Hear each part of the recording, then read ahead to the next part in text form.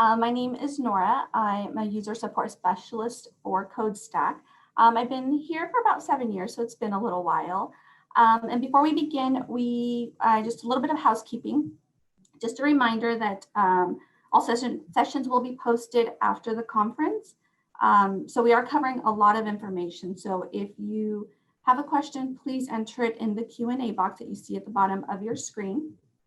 Today we have Anna and Maria answering all of your questions, and they will get to as many as humanly possible. So all questions that are answered will be sent to you after the conference.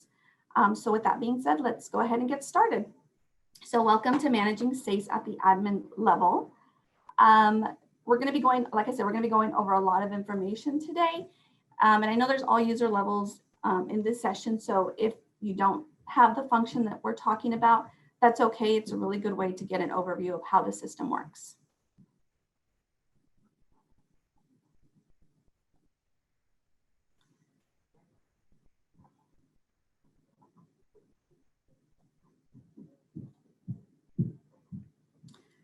So the SEIS mission, what is the whole purpose of having SEIS? So the whole purpose is to tell the story through the IEP process.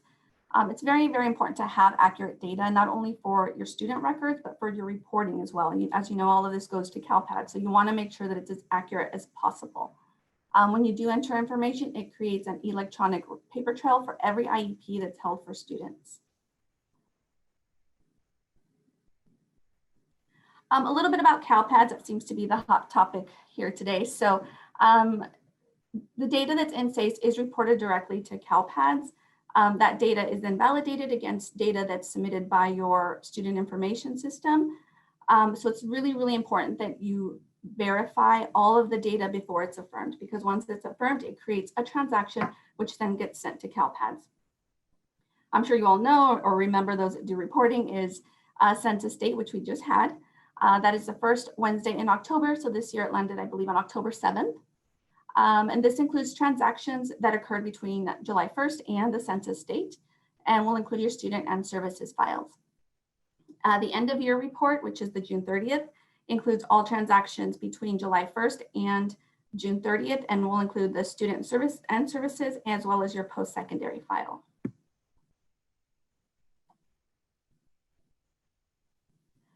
Okay, so reporting is done at the district level now. Those of you that have been doing reporting for a while, you know that it used to be done at the SELPA level with CaseMIS, but now it's all done at the district level. So a district level user, you should have one appointed to manage all of that. So someone who does reviews the CalPADS transaction, someone who submits reports, posts errors to the homepage, all of that. That same person or multiple people, depending on your district, they'll want to make sure they work directly with your SEIS or your CalPADS person to make sure that all of your information matches and everything is resolved. Even though the reporting is done by the district at the district level, the SELPA is still responsible to certify that data. Okay, so getting into caseloads. The caseload section is located under the student section of the upper navigation bar. And this page has been revamped recently. Right now you will see there you can filter by provider type, by districts, and by schools. You're now also able to print or download caseloads for specific providers. So you'll see those green buttons there. And then if you need to search for a specific provider, you can enter their first or last name in that search box and it'll bring them right up. Okay, so the home page. There's a lot of information on the home page. I'm sure you all know that. So we're going to touch on some of the sections that you might find most useful. So the first thing for admins is the teacher request. This is located at the top of the home page, and it's something you'll want to keep track of. So this is where you'll see all of the requests that are submitted by teachers. So any add student forms or student change forms that they submit will end up somewhere in this section. And teachers will do this when they need to have a student added or removed, when they need to change the student status to exit, if they need to notify the district of an address change, or also more recently to create IEP transactions. So the first section we're going to take a quick look at is the updating eligibility. So after the student's IEP is held, teachers will submit that student change form, and then you'll want to update that student's eligibility as soon as you can. Teachers can't affirm an eligible student until that's been updated. So when you go to this page, you will see the icons listed below. You'll see the process request, which looks like the little student record icon, decline a request. And then once it's been completed, you'll want to click that completed icon. Keep in mind, you don't want to mark that checkbox icon until it's actually been processed. If you just go to this page and check the icon, it'll just mark the request as completed, but it won't actually be processed. And then finally, you have the option to email the provider.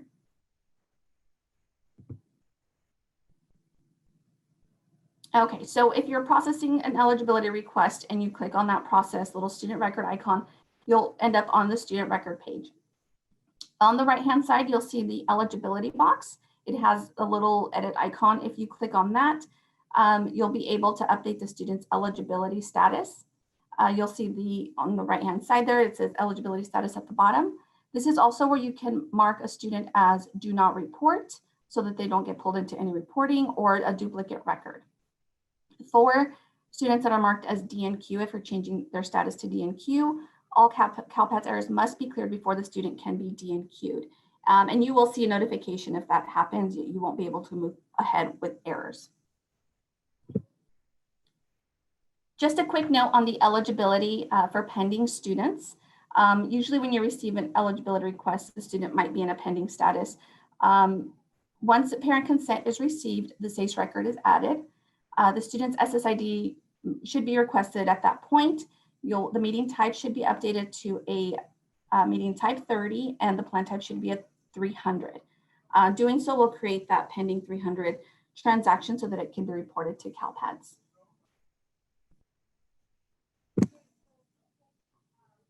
Okay, so just a few scenarios. These are some pretty common questions that we get at the help desk. The first one is, what if the student moves in the middle of the assessment? So the student comes in, you're starting the assessment, and then they move to another district. So at that point, the student should be reported to CalPADS as a plan type 300. If the student transfers and the 60-day eval ends up overdue, the new district can then select meeting delay code 50 for transfer. Question number 2 is, if the assessment was held and the student qualifies, what do I do? This is probably the most common thing that you see. So in that case, the student would be updated to a plan type 100 for IEP, and the eligibility would be changed to eligible. Question number 3 is, the assessment was held and the student did not qualify, or maybe they qualified and they will not be on an IEP. What do you do in that case? So in that case, you would update the student's plan type to either 700, 800, or a 900 for did not qualify. And then you would change the eligibility status to DNQ or not providing services.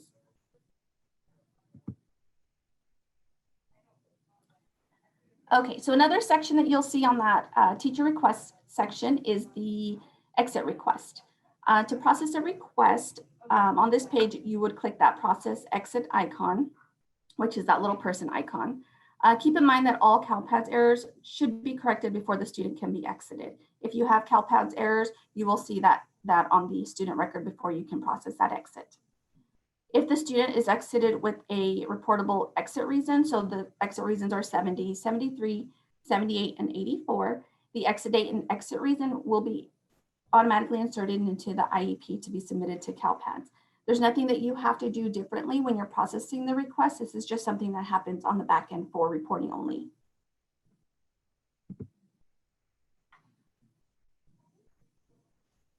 So what to do with no-shows? If a student is a no-show, it must be investigated to determine if the student will actually be returning or not.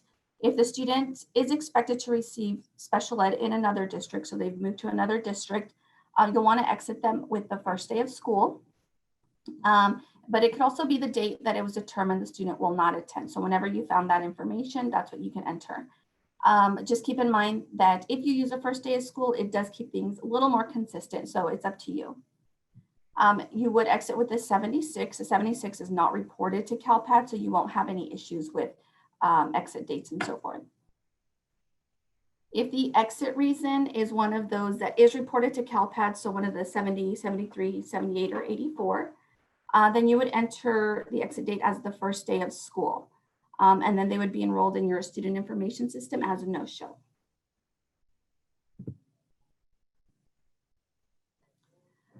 So another section that you will see pretty often is the add request section from those teacher requests. This does not mean that the student does not already exist somewhere in SEIS or in your district or SELPA. It just means that the student needs to be added to that teacher's caseload. So it's really, really important to verify that the student doesn't already exist in SEIS before you start adding a new record. When you get to this page, you will see the various icons there. You can process a request, which is that little plus icon. You can decline a request, mark it as completed, or email the provider if you have any questions. When you go to add a student, when you click that process icon, you'll come to this page. Keep in mind there should only be one active SEIS record per student in SEIS. When you go to search for a record, you can search by last name, first name, birth date, and SSID, or any combination of those fields. You don't have to have all of them. You'll also, a good thing about this is you can also search by partial names. So if a student's name is Mary Smith, you can enter M-A-R in the first name and S-M-I in the last name, and it'll pull up all of the students that match that. This is really, really helpful when you have students that might have a unique spelling to their name, or sometimes you have students that have hyphenated last names. It's just really important to do that thorough search so that you don't get duplicate records. If you are entering the student, if it's a new student, there's no match, you'll want to make sure you enter that date enrolled in district LEA in that field that's highlighted there. Now keep in mind this date must match the current enrollment date that's found in the enrollment record in your SIS.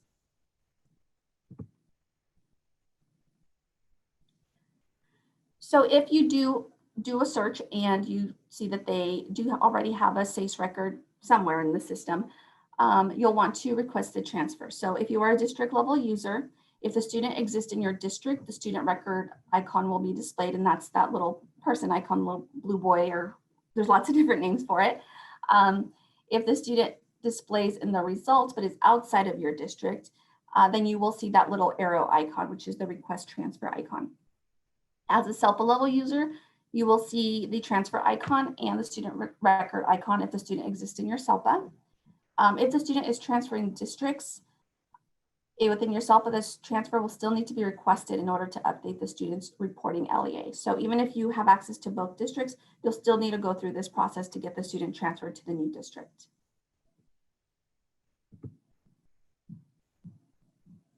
Okay, so when you click that little arrow, that request transfer icon, you'll get to this page, and this is where you enter all of the transfer information. You'll want to make sure that you enter that date student enrolled in district, LEA, and if the student's district of special ed accountability or DSEA should not be updated, you'll want to make sure that you mark that little checkbox that's highlighted there before you submit the request transfer.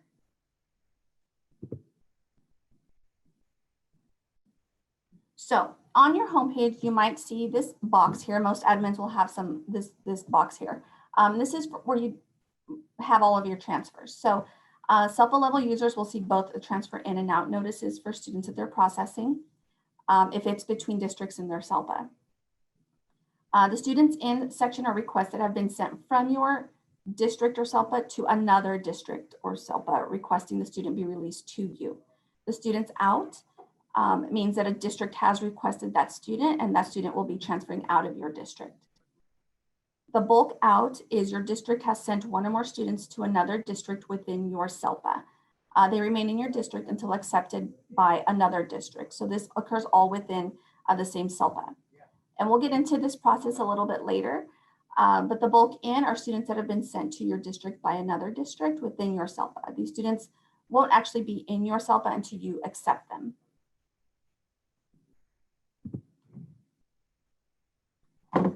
So another section that you'll see on your homepage are the CalPADS alerts. So you'll have these three little fields here. One is for missing transactions, and this is a newer section. So the missing transactions are students that do not have an IEP reportable transaction in your district. As you know, all students that are enrolled in your SEIS must have a transaction reported. And here you'll see students that don't have that just yet. An IEP transaction must be created before an amendment can be added. So if a teacher tries to create an amendment and there is no transaction, they will get an alert where they can then submit a request to the district to have one created. The preschool program settings are based on the projected start date entered onto the Ed settings form of the IEP. So they're directly linked. The purpose is for the case manager to create an amendment to document if the program setting changes so that it can be submitted to CalPADS.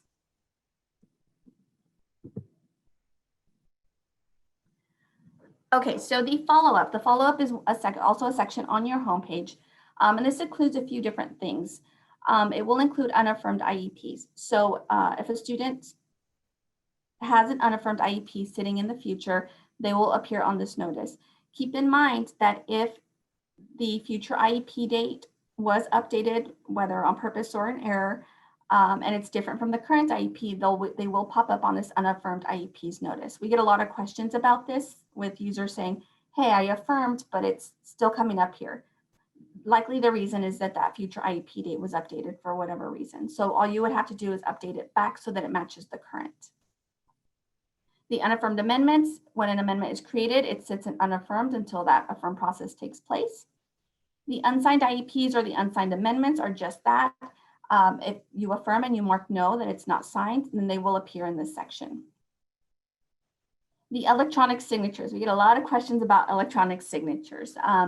So if an e-signature was created and sent out by the user, the notice will display here. You can click on that electronic signatures link and you can manage all of the signers. You can see whether they have received it or they've signed it. You can add a new signer, you can remove a signer, you can edit the signer's information, all kinds of stuff. So this is kind of your home base for the e-signature.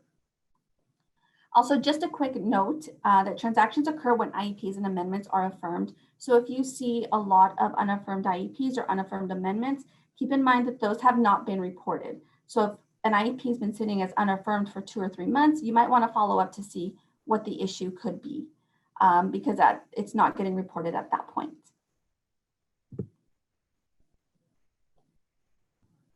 Another section on your homepage are the interim placements. This is or the 30-day review. So students that display here are students that have transferred into the district from another CELPA within the last 30 days. We get a lot of questions about this because people will say, I did my interim placement, but the student still appears. They will stay on that page until 14 days after the 30-day projected date. So if you've already done it and you know it's done, you can just disregard the notification. Students, you'll see the student section on your homepage. It'll just be your eligible and your pending students, so you can click on those and keep track of them. A note on the pending students, only students that have not had their initial IEP yet should be listed as pending. If they have had an initial IEP, you'll want to make sure that you determine their eligibility status, whether it's eligible or did not qualify or whatever the reason.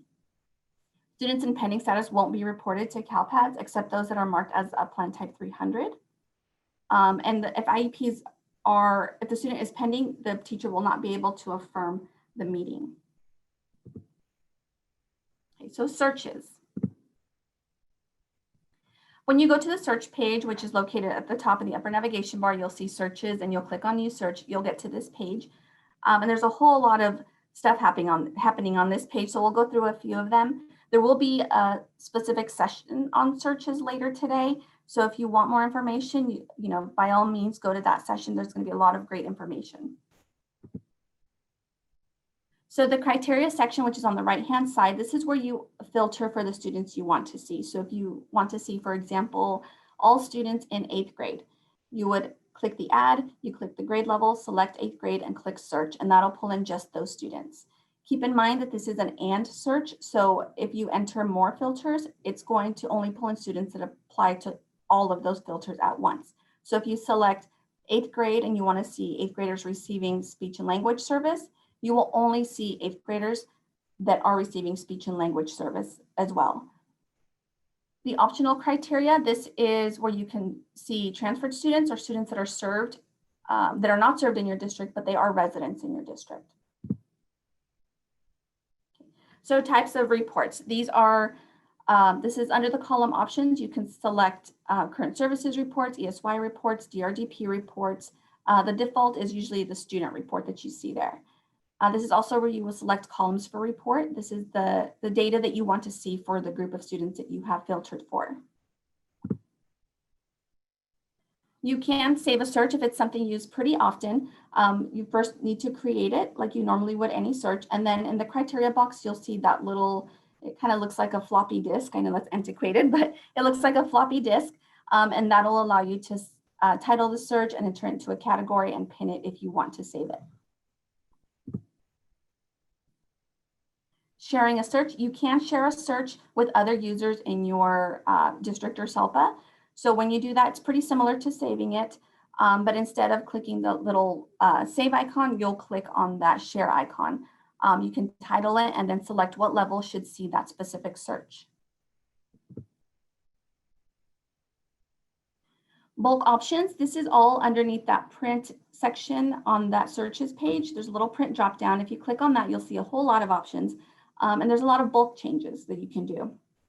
And this saves you a lot of time. You can update entire groups of students all at once. You can bulk add providers, you can bulk remove providers, you can do the bulk transfer that I mentioned earlier. You can bulk update your custom fields or print forms, all kinds of stuff. So this is really helpful when you're for things like end of year transitions or when you're updating your grades at the end of the year. When you do a bulk transfer, like I mentioned earlier, a bulk transfer can be initiated for one or more students if they're transferring to another district within your SELPA. So if you want to send a group of students to another district, you would do this bulk transfer process, and the receiving district would get that notice on their homepage, and then they will accept the students. So the administration section of the upper navigation bar, the options that you see under this section depend on the permissions that you have. So yours might look a little different. You might not have all of the functions, but they are there if needed. One of the most common is the manage users. So if you go to administration, click on manage users, you'll come to the page where you manage all of the user accounts that are in your district or SELPA. So if you need to, for example, add a new user, this is where you'll go. You'll see an add student button and you will enter all of that information there. One thing to note is for the username, when you are entering a username, you'll want to make sure that it's a unique username. So the username can only exist once in the system. So if you see here, this says available on the right-hand side, but if it says not available or already in use or something to that effect, then you know that you need to change it. So this is really common with very common names. So you can just add an extra letter or you can add a number or something like that to make it unique within the system. You'll also need to enter an email address. And this is really important.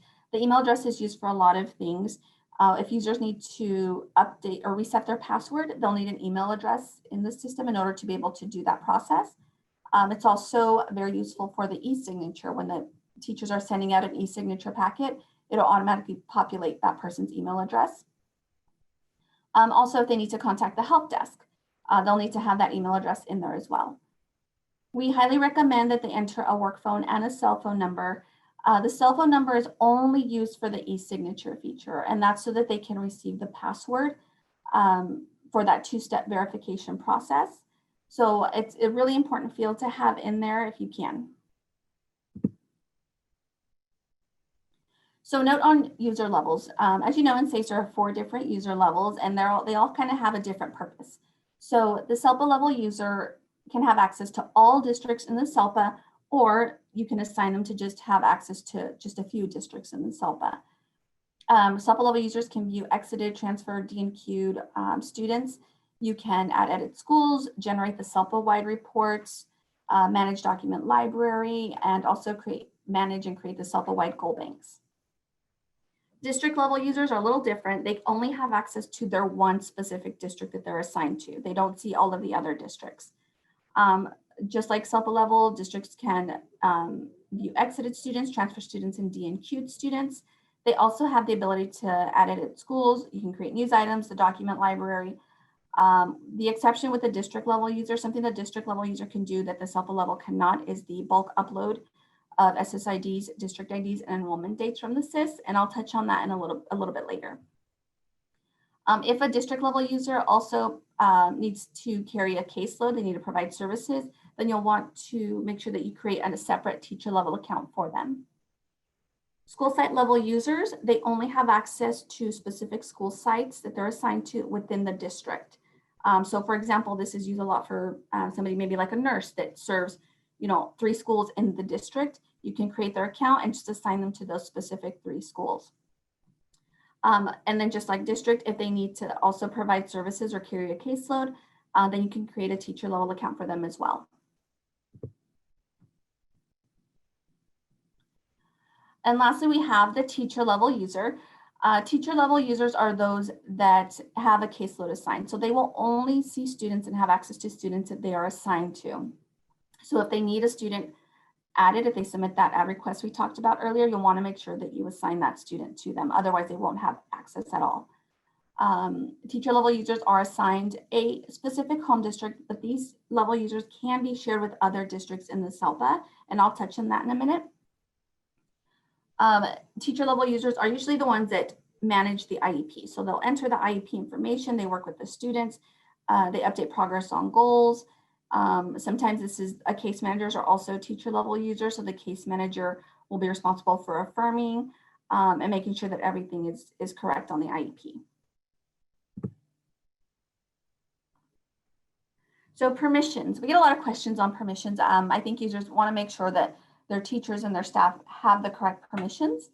So if you have an account and you don't select any permissions at all, the record will be read only. So they'll be able to log in and see the students. They can pretty much view and print, and that is it. Nothing will be able to be edited. Teachers must have the edit student record and edit IEPs permission so that they can affirm. If they are missing one of those permissions, they will not see that affirm option. So you'll want to make sure that they have both of them together. The Can Affirm IEP and Can Affirm Progress Reports permissions allows users that are not the case manager to be able to affirm. So normally it's only the case manager that can affirm with the edit IEPs and edit student record permissions. But if you mark the Can Affirm Progress Reports and Can Affirm Attest IEPs permissions that you see up top, that'll allow them to affirm for any student. So you want to make sure that if they have that permission, that they really, really need it. So some other permissions that you want to make sure that you use them with caution. They should not be assigned to everybody because not everybody needs them. So one of them is the Can Create CalPADS transactions. Only district level users that are responsible for reviewing the SPED data for reporting all of the CalPADS transactions should have this permission. This should not be available for everybody. The bulk upload enrollment dates, this should only be a few select people in the district that have the ability to do that. Permanently delete students. This permission should only be given also to a few people, and this will delete the student record from SEIS. So you'll want to make sure that if you are deleting, you're absolutely 100% sure. That'll delete everything, the IEPs, attachments, the whole thing. So if you accidentally delete a student and you didn't mean to and you need to have them back, contact the help desk as soon as you possibly can, and then we can see what we can do. The managed school or district only selects staff who should be able to add and edit schools. And then the make bulk changes to students, only those that should be able to make those big bulk changes to students, such as grade levels and so forth. On the manage users page, you will have the option to bulk update permissions. So for example, if you get a group of teachers over the summer, new teachers, and they need to be able to add and affirm IEPs, you can click that bulk actions, add permissions, and give them the permission all at once.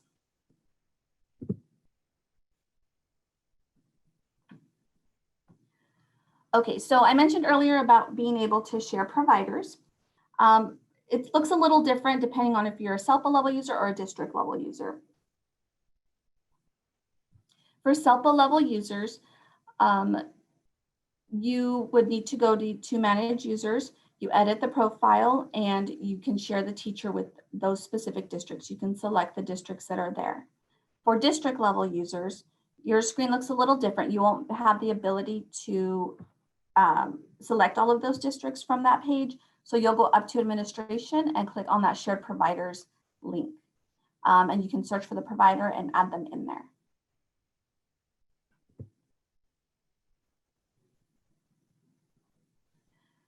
So editing user accounts, on manage users, you will see that little edit icon for each account, and that lets you update the user's information. So if you click on that, you can do things like edit the name, you can edit the email address, reset the password, which is a pretty common thing, I think.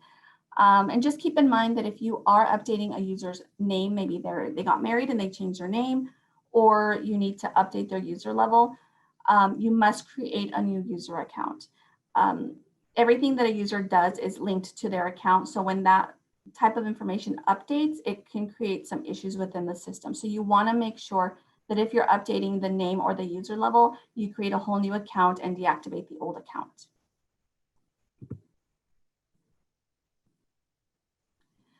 If on the manage users, you can delete or restore user accounts. So to delete them, you will see that little, looks like a little trash can icon. You click that and that'll remove the account. If you're not ready to delete a provider account just yet, but you need to make sure that they don't log in, maybe somebody has left the district, what you can do is edit the user profile, remove the email address, and then reset the password. And that way they won't have access to log in, but you still have access to the user account. For any provider that has a caseload, all students must be moved from their caseload before you delete an account. So you'll want to make sure that you run a search for any students that are still tied to that provider before deleting. If you delete an account and then you come back and you want to restore it, you can do that. On the right-hand side of that Manage Users page, there is a filter. You'll select Status and select Deleted and click Show All, and it'll pop up all of those deleted accounts. You can then just click that little restore icon to bring the record back. You'll want to make sure you update the username and the password so that the provider can log in.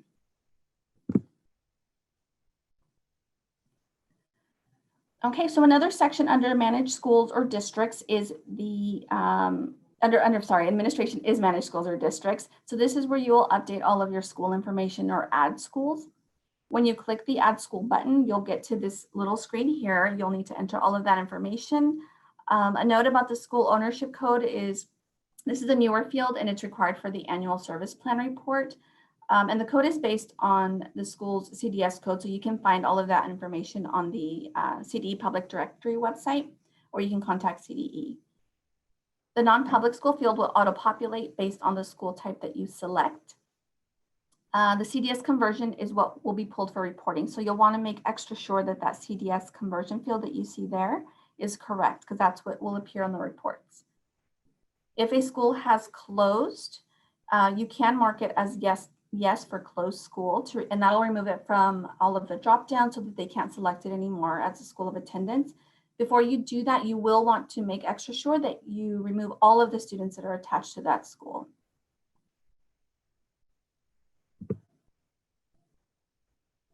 Okay, news items. This is a really great way to get information out to your users. So these are those notifications that you see on your homepage. And they can be shared with a specific user level if you need to. So if you go to this page, you will see a few different icons. You can edit you can click the edit icon, you can view it, or you can remove it. And also on the right-hand side, you'll see that in rotation. So you can create news items, but not put them up just yet. The in rotation ones are the ones that you see on your homepage. So if you need to add a news item, you will click that green add button on the right-hand side. And you will get to this page. This is where you will enter that news item information. So you can enter the title, enter the content, and you'll select the user access. So do you want everybody to see it or just teachers and so forth? You can enter a website address. So in that website link, you can enter a graphic, so pictures or anything like that that you want to enter. I do see some pretty funny news items that users do, so people get very creative with this. And you can also add attachments. So something else that you would have access to is a document library and managing that document library. So this is where you will enter all of that information for blank IEP forms, maybe forms that are specific to your district or SELPA. This is where you enter that. So when you go to this page, The first thing you want to do is set up your folder. So on the right-hand side, you'll see that manage folders. So you would first add your folder. You can title it anything you want. You can title it blank IEP forms or consent forms, whatever you want it to be. And then you can upload your documents to that. If you are interested in blank IEP forms and you're at the SELPA level and you don't have them yet, contact the help desk and we can provide that information to you. Custom fields, I think a lot of people forget sometimes about custom fields, but this is a really great way to track information that's not found on the student record or on the IEP. So a lot of people will use custom fields to track like projections or ESY information, specific dates. I see transportation information in there, all kinds of stuff. So to do this, you would go to that Manage Custom Fields page. You will select the specific tab that you want that custom field to appear on. So the tabs are the student record tabs. So once you select your tab, you would click that Add New Custom Field box on the right-hand side. And it will bring you to this little box. So the first thing you want to do is select the field type. So this is the type of field that you want it to be. So do you want it to be a date box? Do you want it to be just a couple of check boxes or a single check box? Do you want it to be a text box? What kind of information that you want to add? And you will see when you go to this page, there's a description of each type of field type at the very top.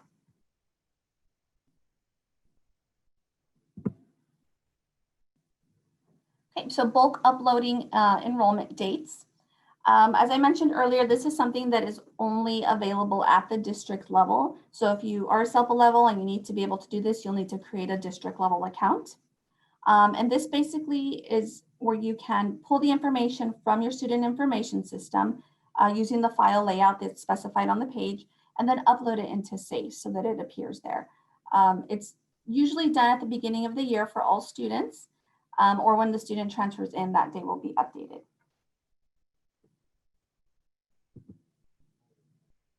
The bulk upload SSIDs. This is pretty similar process to the bulk enrollment. You pull the data from your SIS and you upload it into SEIS. And the same with the bulk upload district IDs. So it's all pretty much the same process, it's just on a different page. So if you need access to do that, you'll be able to do that under administration. So reports. The reports that you see in this section will depend on the permissions that you have. So under this section, you'll see all your CalPADS reports, your DRDP, the services by school site, your TOMS. There's also a report for duplicate services and supplementary aids. So if you need a specific report and you don't see it, you'll want to contact somebody who creates your accounts, your district or SELPA, and they can add the permissions.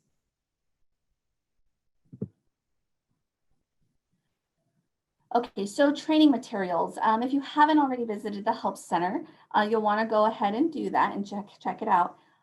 We do try to update the materials frequently, but as you know, information changes all the time. So if you see something that needs to be updated, let us know. But you'll see in this section the FAQs. You'll see the training materials, which includes all the manuals and best practices and so forth. And the training videos, you'll see a link for our YouTube channel, which includes all of the quick links. So it's a really great place for, especially for new users, to learn how to do specific procedures in SEIS. Okay, so just a reminder of some daily tasks. The homepage notices should be monitored daily, the ones we spoke about at the very beginning of the session. People are usually waiting on those, so you'll want to make sure that they get processed quickly.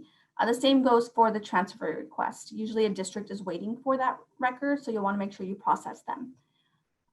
You'll want to communicate regularly with your case managers and your providers, especially those that have overdue IEPs or unaffirmed IEPs. You want to make sure that gets done so that you can report them properly.